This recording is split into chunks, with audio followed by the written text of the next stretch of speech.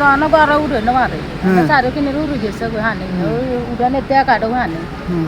Honour কি অবস্থা বারা জরুরি হলে ঘরে উঠে যাইবে বাতা খেতে না মারে বৃষ্টির ভরত তো এই পর্যন্ত পানি এদিকে চলে এসেছে খাল কাটলে ওদিকে তো আমরা জনগণ বেশি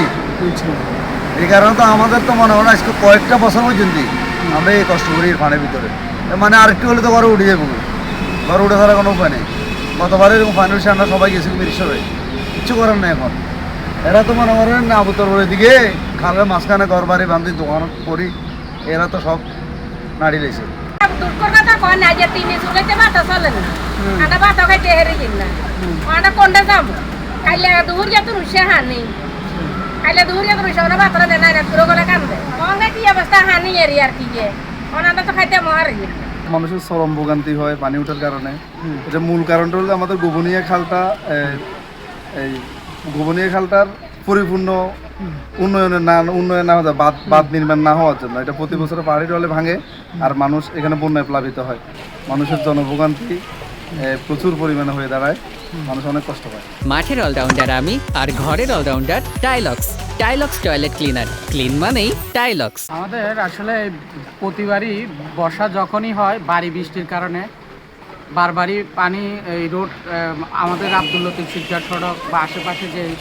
রোডগুলো নির্মাঞ্চলগুলো প্লাবিত হয় বারবারই আমরা আসলে এটা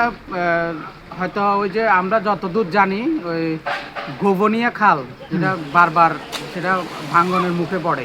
যার কারণে এটা একটু বৃষ্টি বাড়লেই সরা ভাঙ্গার কারণে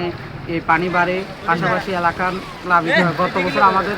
বাসাবাড়ির নিচতলাতে অনেক বাসাবাড়িতে নিচতলাতে পানি ঢুকে গেছে অনেকের চলাচলের বা থাকার কষ্ট যেমন এখানে দুইটা মাদ্রাসা আমাদের একটা নুরানি তালিমুল কুরআন মাদ্রাসা পারুকিয়া মাদ্রাসা দুইটা মাদ্রাসায় আসলে মানুষের ভোগান্তির শেষ থাকে না আমরা আশা করব কর্তৃপক্ষের দৃষ্টি আকর্ষণ করতেছি এই ব্যাপারে যথাযথ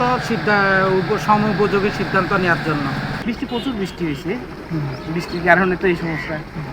রাস্তাঘাট উঁচু করলে ড্রেনের ব্যবস্থা নাই ড্রেনের ব্যবস্থা করলে আর একটু ভালো হইতো পানি তো উঠে আপনার যখন এটা চৈত্র মাস চৈত্র দিকে এই চৈত্র মাসে যখন বৃষ্টি হয় এর আগেও বৃষ্টি হলে পানি উঠে তবে এখানে যে রাস্তাটা সংস্কার একটু যদি স্টেডিয়াম থেকে যদি একটু কিন্তু রাস্তা যদি ওঠা যদি করে তাহলে মনে করেন যে পানিটা উঠার সম্ভাবনা একটু কম থাকবে।